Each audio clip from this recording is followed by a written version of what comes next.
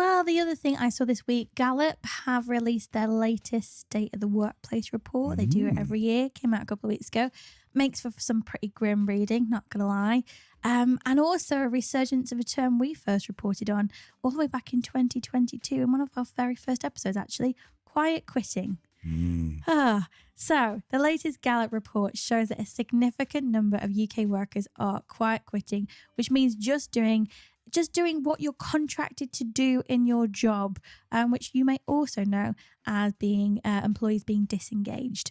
So according to new data, the top 3 reasons driving this trend is burnout, toxic management, and a lack of meaningful work. So Professor Tina Kiefer from Warwick Business School has delved deep into these factors. She's found that not only are these workers disengaged, but their lack of motivation is estimated to cost the UK economy, you ready for this, Al? Go on. £257 billion annually. That's about 11% of GDP. So why exactly are workers tuning out? Well, Professor Kiefer highlights 2 overarching themes. Firstly, many employees feel their work isn't contributing to anything significant. They're missing a sense of purpose. They don't have a reason to go to work beyond paying the bills. And secondly, many are just overwhelmed by the negative workplace environments that drain their energy to the point that even if they wanted to engage more, they simply can't. The report also references the concept of quiet firing, which we've seen gain traction over the past few months. That's where management practices push employees towards an exit by subtly suggesting that they're probably better off elsewhere. So yeah, and I guess it's one of those things, isn't it? I think the state of mental health in the UK has been pretty poor for a while. The pandemic didn't do much to help with that. And of course, the rise in remote work we've seen since the pandemic. You know, many people's sense of belonging has shifted away from the traditional office setting and isn't quite translating to the digital world simply because the managers don't have the capabilities.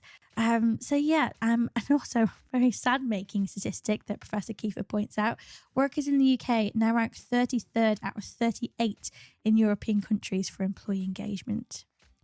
If you want to be ahead of your competitors, make the next 12 months the year to invest in employee engagement because it's really not as difficult or as mystical as it might seem or sound.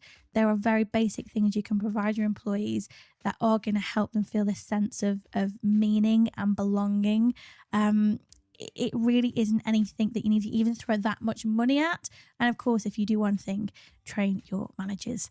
So what is the solution that Professor Kiefer suggests? Well, she suggests that companies, again, as I said, need to go beyond surface level perks and really invest in enhancing their employees' work life. I mean, it's not a new news story, Al, but it seems to be a persistent one. Thoughts? Yeah, I think that stat of being 33rd out of 38 countries is kind of shocking, really.